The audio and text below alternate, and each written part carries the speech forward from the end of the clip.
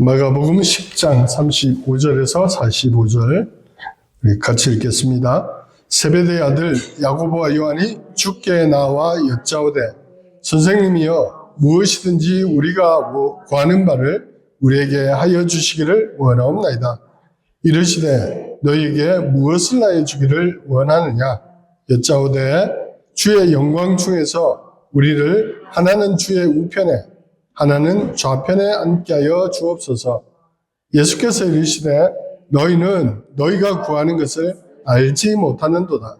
내가 마시는 잔을 너희가 마실 수 있으며 내가 받는 세례를 너희가 받을 수 있느냐. 그들이 말하되 할 수 있나이다. 예수께서 이르시되 너희는 내가 마시는 잔을 마시며 내가 받는 세례를 받으려니와 내 좌우편에 앉는 것은 내가 줄 것이 아니라 누구를 위하여 준비되었든지 그들이 얻을 것이니라. 10 제자가 듣고 야고보와 요한에 대하여 화를 내거늘 예수께서 불러다가 이르시되 이방인의 집권자들이 그들을 임의로 주관하고 그 고관들이 그들에게 권세를 부리는 줄을 너희가 알거니와 너희 중에는 그렇지 않을지니 너희 중에 누구든지 크고자 하는 자는 너희를 섬기는 자가 되고 너희 중에 누구든지 으뜸이 되고자 하는 자는 모든 사람의 종이 되어야 하리라. 인자가 온 것은 섬김을 받으려 함이 아니라 도리어 섬기려 하고 자기 목숨을 많은 사람의 대속물로 주려 함이니라. 아멘. 프랑스의 그 아주 유명한 철학자죠. 알랭 드 보통이라는 사람이 책을 하나 썼는데 재밌는 책이 있습니다. 나는 왜 너를 사랑하는가 하는 책인데 그 젊은이들의 어떤 사랑 공식 이런 것에 대해서 철학적으로 재미있게 풀어낸 그런 책입니다.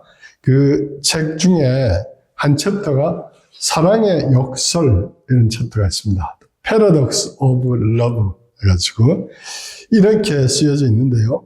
남자와 여자가 사랑을 할 때 누구든지 먼저 고백하는 사람은 종의 위치에 간다. 그래서 고백을 받는 사람이 우위에 있다. 이런 이야기를 합니다. 그렇겠죠. 더 좋아하는 사람이 이 남녀 관계에 있어서는 밑에 있는 거죠. 그래서 저는 딸에게 늘 강조합니다. 절대로 먼저 좋아한다고 하지 마라. 남자친구가 너에게 고백할 때까지 기다려라. 그래야 편하게 산다. 네가 좋아하는 남자 말고 너를 좋아하는 남자를 택하라. 이렇게 제가 강력하게 이야기하고 있습니다. 그 알랭 드 보통이 말한 부분은 비단 남녀 관계뿐만 아니죠. 모든 인간 사회에 어떤 적용되는 보편적인 법칙인 것 같습니다. 사람은 본능적으로 내가 누구보다 위에 있기를 원해요. 그렇잖아요. 그리고 내가 누군가를 지배하고 통치하고 또 지시하기를 원하지 내가 누군가의 밑에서 복종하고 따르는 것을 원하는 사람은 없을 겁니다. 인간의 본능이잖아요. 뭐 가정에서도 마찬가지죠. 누가 집안 청소하고 빨래하고 밥하고 이런 가사노동을 누가 좋아하겠어요. 이런 것들 때문에 젊은 부부 사이에서 늘 이제 다툼이 있잖아요. 요즘은 뭐 똑같이 해야 된다 이러기도 하고 인간의 본능인 것 같습니다. 오늘 야고보와 요한이 예수님께 무언가를 요청하죠. 선생님, 우리가 원하는 것이 있습니다.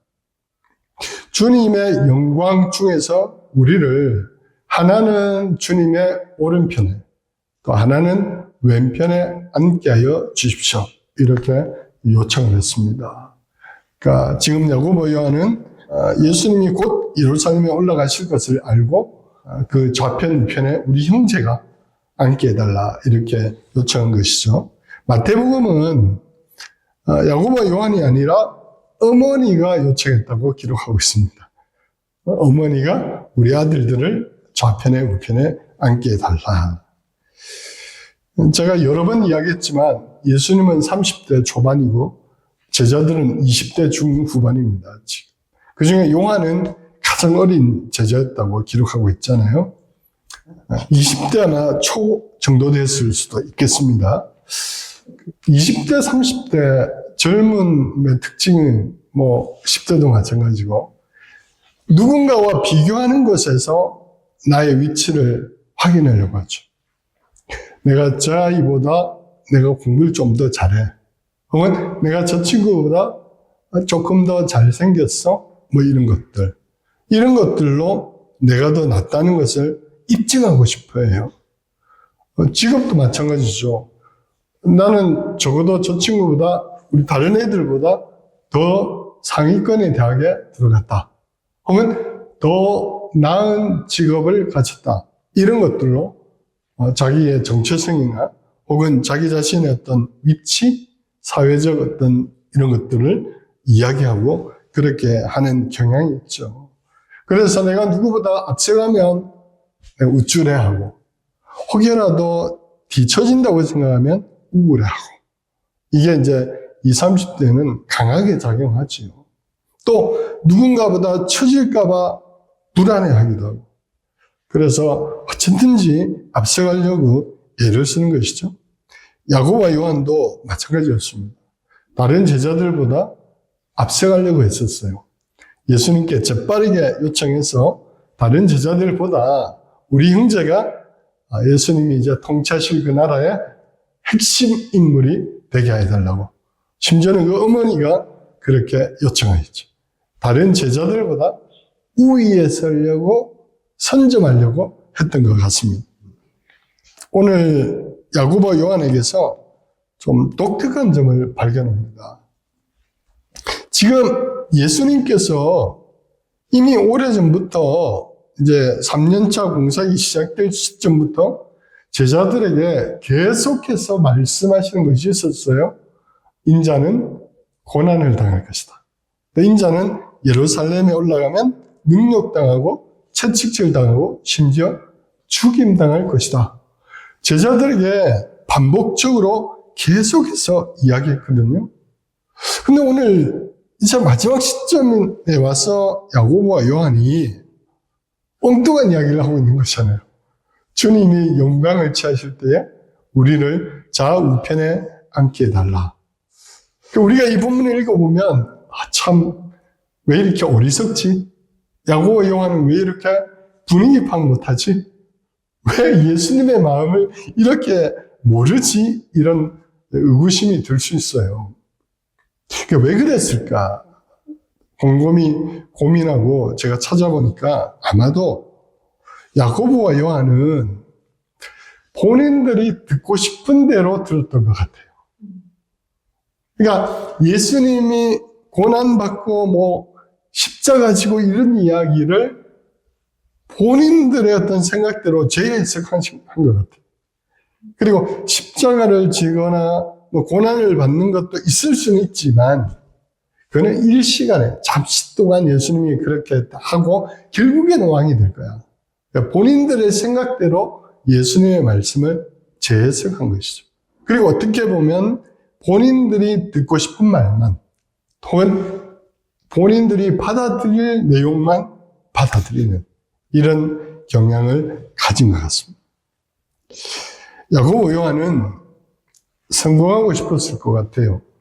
왜 아니겠습니까? 갈릴리 바닷가에서 고기잡이 하던 사람들이잖아요.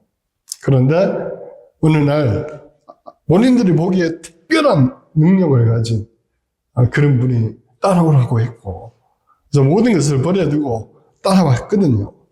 오늘 마태복음에 의하면은 어머니도 있다는 걸 보면 예수님 주변에 여인들이 늘 동행했잖아요. 요한나, 수산나, 또는 마리아 이런 여러 명들의 어머니 부대가 있었는데 야고보와 요한의 어머니도 그 일행 중에 한 명이었던 것 같아요. 그러면 아마도 아버지만 남겨두고 온 가족이 예수님을 계속 따라다녔던 것 같아요. 헌신했고 또 열정적으로 추종했고 또 모든 젊음을 다 바쳤던 것 같습니다. 근데 그 이유가 뭐냐면은 예수님이 왕이 될 때 뭔가를 보상받고자 하는 그 심리가 야고보와 요한에게 작용했던 것이죠. 우리가 예수님 위해서 내 것을 드리면, 내 시간을 드리면, 젊음을 드리면, 혹은 물질을 드리면 예수님 왕이 될 때 몇십 배, 몇백 배의 보상을 받을 것이다. 이 생각이 야고보와 요한을 지배했던 것 같습니다.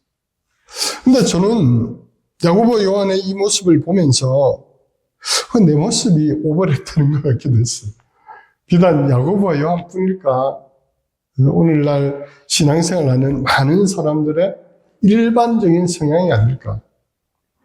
예수 믿는 이유가, 교회 다니는 이유가, 혹은 봉사하고 이렇게 하는 이유가 순수한 마음일까? 무언가를 보상받고 싶었을까? 이 지점에서 나도 예배가 아닐 수 있겠다. 이런 생각이 드는 거예요. 내가 열심히 줄 성수하고 교회 봉사하면 하나님 내게 복을 주실 거야. 이게 깔려 있는 거잖아요. 혹은 내가 열심히 헌신하면 하나님이 내 자녀 세대에 엄청난 복을 주실 거야. 이런 기대. 이게 전반적으로 깔려 있는 것 같아요. 그래서 마치 무슨 기독교 신앙이 투자와 같아요. 내가 1을 드리면 하나님 내게 10을 주는. 그리고 그렇게 성공한 사람들이 나와서 간증을 또 많이 합니다. 내가 이렇게 헌신했더니 하나님 내게 복을 주셔서 몇 배로 큰 회사를 이뤘습니다. 성공했습니다. 이런 간증을 또 많이 해요. 제가 곰곰이 제 주변을 살펴보고 또 많은 성도들의 일반적인 상황을 보니까 그렇게 성공한 사람이 소수예요. 그거는 제가 볼 때는 하나님이 복을 주셨다기보다는 본인이 열심히 해서 또 복을 받은 거고, 성공을 한 거고, 열심히 헌신하고 신앙생활하고 해도 늘 고만고만하게 사는 사람들이 더 많은 것 같아요. 목회자들도 마찬가지입니다. 저도 우리 신학과 동기 한 60명 가량 되고 신대원 동기야 100명 이상 되는데 동기회 할 때 재작년에 한번 가봤거든요. 물론 서울이나 경기도나 부산에 중대형 교회에 다니는 친구들도 있죠. 아마 서너 명. 나머지 한 7, 80명은 다 그냥 시골 교회, 미자리 교회, 오망왕 교회에서 고군분투하고 있어요. 그러면 그분들은 헌신을 안 해서 그런가? 그분들은 기도를 안 해서 그런가? 일반적으로 많은 분들이 그렇게 이야기하거든요. 당신은 기도를 안 해서 그렇지.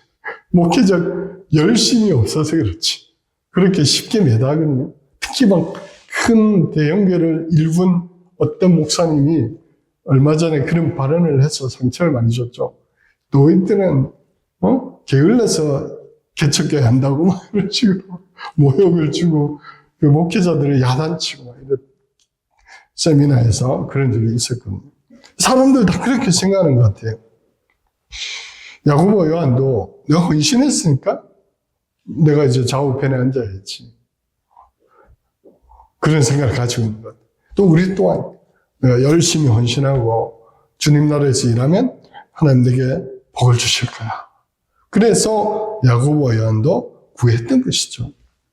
근데 오늘 예수님께서 야고보 요한에게 뭐라고 하시냐면은 너희는 너희가 구하는 것을 알지 못하는도다. 내가 마시는 잔을 너희가 마실 수 있으며 내가 받는 세례를 너희가 받을 수 있느냐? 이렇게 말씀하세요. 예수님은 야고보 요한이 잘못 구하고 있다. 너희가 구하는 것이 무엇인지도 모르고 있다. 이렇게 정의를 하십니다. 그리고 나는 이제 곧 잔을 마시고 세례를 받을 건데 너희가 그거 할 수 있느냐? 되물었습니다. 근데 여기서 예수님이 마시는 잔은 뭐예요? 생명이거든요. 본인의 생명을 드리는 것. 또 받는 세례도 자신을 대속물로 다 내어주는 것. 십자가 지고 죽는 것이거든요. 너희가 이것을 할 수 있느냐? 근데 또 야고보 요한은 역시나 할 수 있습니다. 예수님이 지금 어떤 말씀을 하시는지를 새겨들지 않고 자기들의 생각대로 그냥 받아들인 거예요. 할 수 있습니다. 그랬더니 예수님이 그래, 할 수 있을지도 모르겠다. 하지만 나의 좌우편에 앉는 것은 내가 주는 것이 아니고 하나님이 정해진 사람에게 주실 것이다. 이렇게 말씀하시죠. 물론 야고보 요한이 지금은 그 뜻을 모르고 이야기했지만 나중에 예수님 부활하시고 성령님이 오셔가지고 이제 새롭게 완전히 변화되었을 때는 예수님처럼 했죠. 야고보는 처음으로 순교를 했잖아요. 헤롯이 죽였잖아요. 요한이 물론 제자들 가운데 가장 오래 살았지만 어쨌든 소아시아 지역에 다니면서 고난받고 밤모섬에 유배당하고 온갖 시련과 역경을 다 겪었죠. 성령께서 오셔가지고 예수님이 말씀하신 본질을 깨닫게 하니까 야고보 요한이 그제서는 예수님이 마시는 잔과 예수님이 받는 세례를 했어요. 하지만 지금 이 시점에는 그게 뭔지 모르고 자기들의 필요를 계속 예수님께 요구하고 있는 것 같습니다. 예수님은 내가 마시려는 잔은 십자가다, 죽음이다. 또 내 몸을 대속물로 내어주는 것이다. 그러시면서 인자가 온 것은 이 세상의 원리, 권력, 높은 자가 낮은 자를 지배하고 권력을 행사하고 부리고 이런 것을 자체를 뒤엎는 것, 서로 섬기는 것, 먼저 된 자가 나중되고 나중된 자가 먼저 되는 그런 나라를 나는 세우려고 왔다. 근데 너희가 그것을 이해를 못하고 있다. 이런 말씀을 하시는 거죠. 미국의 저명한 신학자인 짐 월리스라는 분이 회심이라는 책에서 이런 이야기를 합니다. 오늘날 많은 그리스도인들이 회심을 오해하고 있다. 그러니까 반쪽짜리 회심을 하고 있다. 죄로부터 돌이키는 것, 이건 잘한다. 누구나 한다. 죄로부터 회개하고 돌이키는 것. Return from sin. 이거는 다 한다. 근데 거기서 멈춘다 이런 이야기를 해요. 두 번째 회심이 있어야 된다. 그거는 하나님께로의 돌이킴이다. 이런 말을 합니다. Return to God. 무슨 말이냐면은 죄를 용서받고 난 다음에 끝나는 것이 아니고 예수님처럼 살아내야 되는 것. 하나님이 원하시는 바대로 살아내는 것까지가 진정한 회심이다. 이런 얘기를 합니다. 근데 대부분은 그냥 내가 용서받았으니까, 내가 구원받았으니까 이제 나는 하나님 내게 복 주실 거야. 그러니까 세상에서 추구하던 것을 모양만 바꿔가지고 그대로 갖추고 있는 거예요. 근데 진정한 회심은 그것 다 내려놓고 하나님이 원하시는 대로 살아내는 것까지가 해야 된다. 이런 이야기를 하는 것이죠. 내가 하려고 하는 것이 아니고 하나님이 하라고 하는 것을 받아들이는 삶. 그게 진짜 제자도다. 이런 이야기를 하는 것이죠. 마크 트웨인이 유명한 말을 남겼잖아요. 무엇인가를 모르는 것보다 더 위험한 것은 잘못 아는 것을 확신하는 것이다. 오늘날 교회 안에 이런 게 참 많은 것 같아요. 뭘 몰라서가 아니고 모르면 괜찮아요. 오히려.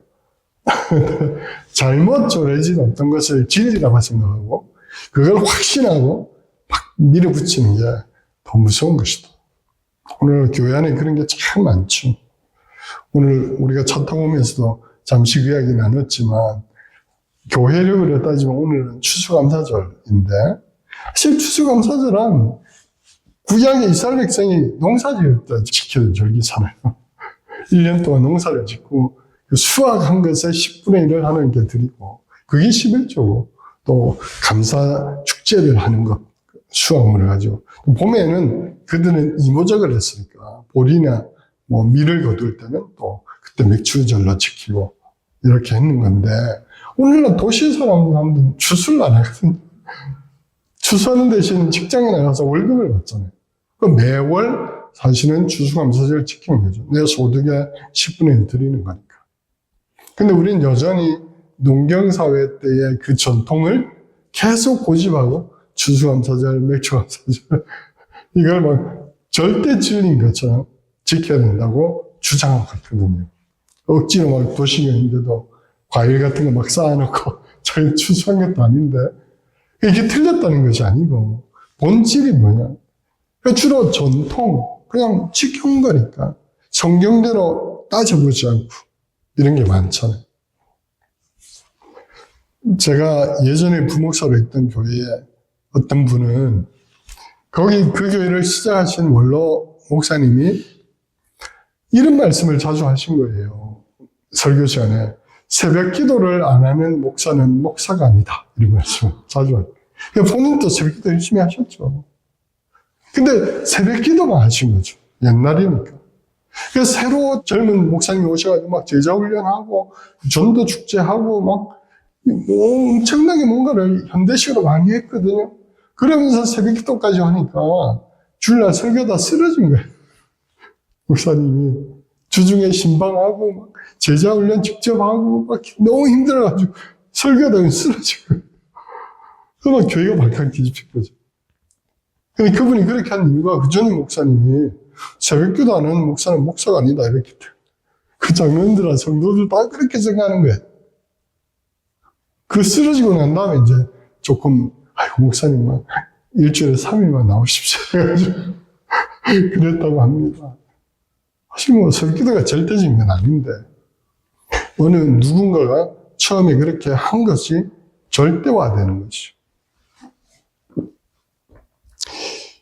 예수님은 분명하게 제자들에게 이야기했죠. 야고보 요한이 이 말을 하니까 다른 10 제자가 화가 났습니다. 그래서 막 화를 냈어요. 야고보 요한에게. 예수님 그 모습을 딱 보시면서 제가 예수님이었다면 엎드려 봤죠. 한 대씩 때렸을 것 같아요. 야, 이 녀석들아, 아직도 깨닫지 못하냐면서. 근데 예수님 그렇게 안 하시고 한 번 더 가르쳐 주시는 거죠. 예수께서 불러다가 이르시되 이방인의 집권자들이 임의로 주관하고 고관들이 권세를 부리는 줄을 너희가 안다. 이방인 집권자들은 불러다가 권세를 부리고 막 그렇게 한다. 세상의 원리다. 근데 너희는 그렇지 않다.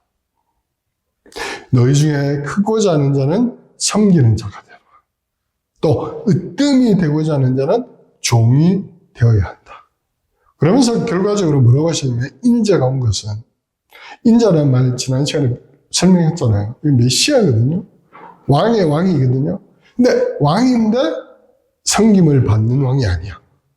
우리가 섬기는 왕이고 또 자기 목숨을 많은 사람의 대속물로 주기 위해 왔다. 나는 그런 왕이다. 그래서 요즘 하는 말로 servant king, 섬기는 왕. 이거 어느 모순이잖아요. 왕은 군림하고 섬김을 받는 게 왕인데 섬기는 왕으로 왔다.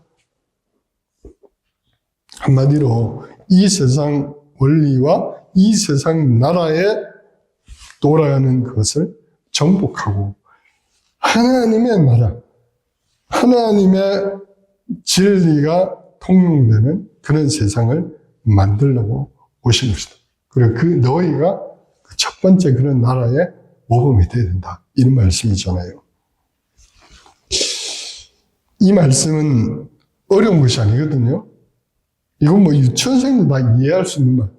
이거를 뭐 해석하고 원어를 찾고 막 그럴 필요가 없는데 많은 목회자들과 성도들이 굳이 이거를 막 억지로 해석하려고 해서 왜요? 이렇게 하기 싫거든요. 누군가를 섬기고 으뜸이 되려면 종이 되어야 싫거든요. 그러니까 여기에 막 이상한 해석을 막 갖다 붙이는 거예요. 그냥. 이거는 그런 뜻이 아니고 뭐 이러면서 그런 뜻이에요. 그냥 예수님 그렇게 하셨고 이거는 뭐 이해하고 해석하고 그런 말씀이 아니고 그냥 지키면 되는 것이다. 지키면 되는 것. 예수님처럼 그냥 그렇게 하면 되는 것인데 잘 하기가 쉽지 않죠. 어떤 유명한 옛날에 대통령이었던 어떤 분도 어떤 교회에 주차봉사를 한다. 나는 우리 교회에서 주차봉사 한다. 이러고 막 그걸 막 자랑하고 겸손한 것처럼 막 하고 막 그렇게 했었거든요. 진짜 봉사를 하면 뭐합니까?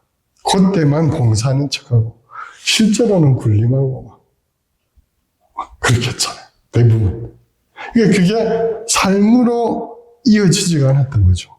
그래서 오히려 많은 사람들이 더 위선절하고 기독교를 거짓 종교, 비진리로 바꾸는 일에 일조한 사람들이 많이 있죠. 하나님께 영광을 돌립니다. 뭐 그 앞에는 해놓고 나중에 마약에 이르되고 이런 것들, 스캔들에 휘말려. 그러니까 이 말씀은 뭐 그런 것이 아니고 그냥 일상에서 그냥 내 삶에서 종이 되고 섬기고 그렇게 해라. 그것이 하나님 나라의 핵심이다. 어려운 말씀이 아닌 것이죠. 눈에 지라르라고 하는 프랑스의 학자가 십자가에 대해서 이렇게 표현하셨어요. 예수님의 십자가는 폭력 자체를 해체하는 것이다. 십자가가 끔찍한 폭력이잖아요. 살아있는 사람을 막 때리고 찌르고 해서 막 죽이는 가장 잔인한 폭력의 사형 방식이잖아요. 근데 그 인간의 끔찍한 폭력을 폭로시키는 것이자 그 폭력을 없애는 것이 예수님의 십자가였다. 이런 이야기를 하거든요. 그걸 없앴다는 것, 그 폭력의 악순환을 끊어버린 것이 예수님의 십자가다. 이런 말씀을 하셨거든요. 왕의 왕이 가장 존귀한 자가 그렇게 하심으로 사람들을 일깨웠다는 거예요. 제가 설교 준비하면서 이렇게 살았던 사람이 있을까? 좀 찾아봤거든요. 있더라고요.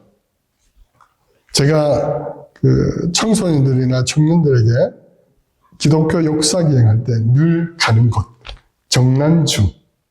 1801년에 신유 박해 때 제주도로 관노로 갔던 정난주. 그렇죠? 정략현의 딸이자 황사영의 부인으로서 엄청난 가문의 양반집에 안 사람이었는데 남편이 영우에 휘말리고 기독교 신앙 때문에 사형당하고 숙부들도 다 어떻게 유배당하고 본인도 관노가 되어서 제주도 대정현에 오잖아요. 근데 그 정난주는 그 삶을 비하하거나 원망하거나 이게 아니고 노비로서 그냥 최선을 다해서 살았더라고요. 그냥 노비로서 그냥 주변의 노비들과 어울려 살고 또 힘든 일 내가 조금 더 하고.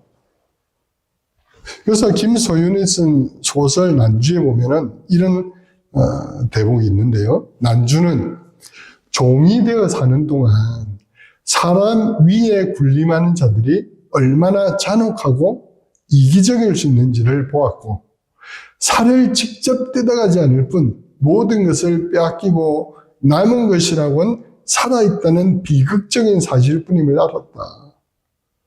저희가 종이 되어 보니까 그 관노들의 비참한 삶을 몸소 느끼게 됐다는 거죠. 그리고 그 노비 바로 위에 있는 그 말단 관료들이 얼마나 잔혹하게 자기를 괴롭혔는지를 뼈저리게 체험했다는 것이죠. 그때 이런 대목이 있어요.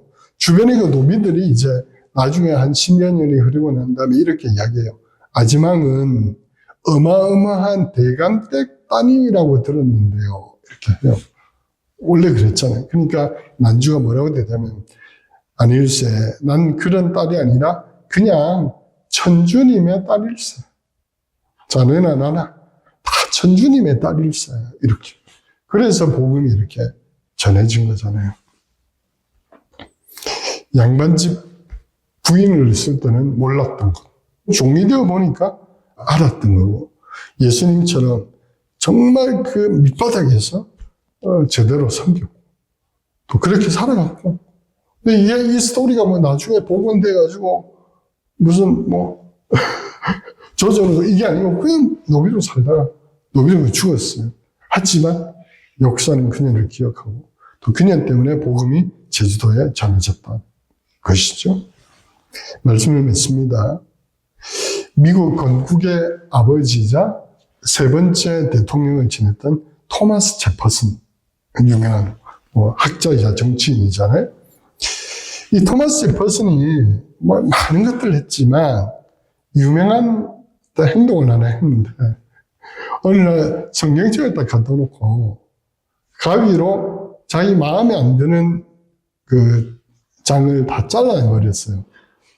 어떤 게 있냐면은 말씀으로 천지를 창조했다 이런 거. 이 성경으로 이해가 안 된다는 거죠. 예수님이 동정녀에게서 탄생했다. 아니야. 또 기적을 행한 거. 이것도 아니고. 응? 부활하셨다. 에이, 말도 안 돼. 다 잘라내고 그냥 윤리적이고 도덕적인 가르침만 내게 유효하다. 이래서 나사렛 예수의 삶과 도덕률 제목을 이렇게 붙였어요. 이게 유명한 제퍼슨 바이블이라고 해요. 제퍼슨 바이블. 기적들 저 이해 안 되는 거 다 잘라내고 자기가 받아들일 수 있는 것만 모아가지고 매일 읽고 윤리적이고 도덕적인 삶을 살면 되는 거야. 이렇게 했다는 거죠.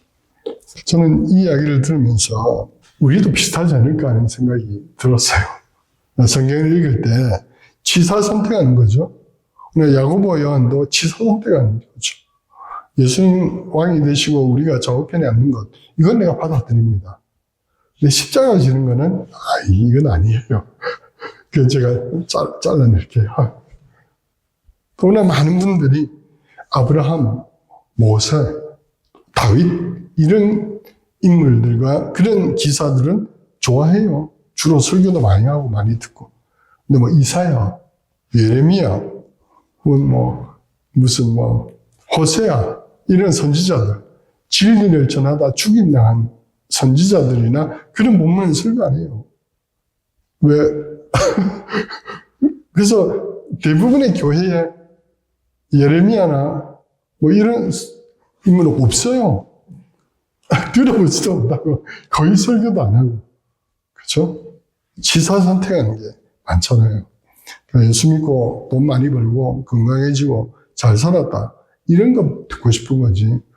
예수 믿었더니 헌신하고 예수 믿었더니 선교사 나가서 다 내어줬다. 이런 건 듣고 싶지 않은 거죠. 선교사로 가도 극적으로 뭔가 반전이 일어나고 선교사로 헌신했더니 우리 아들이 하버드 갔다. 이런 것만 이제 나오는 거죠. 근데 예수님이 분명히 말씀하시죠. 너희는 너희가 구하는 것을 알지 못하는 거라. 나의 마시는 잔을 마실 수 있으며 내가 받는 세례를 받을 수 있느냐. 야고보 요한이 대답은 잘했습니다. 예, 할 수 있습니다. 했어요. 그러나 그건 나중에 성령께서 오셔서 실제로 했습니다. 우리도 예수님이 가르쳐 주신 것처럼 우열의 법칙 이런 것이 아니라 정말 섬기고 낮아지고 세워주고 그런 공동체 또 그런 대안 그런 모범을 보이는 우리들도 살 수 있기를 진심으로 축복합니다.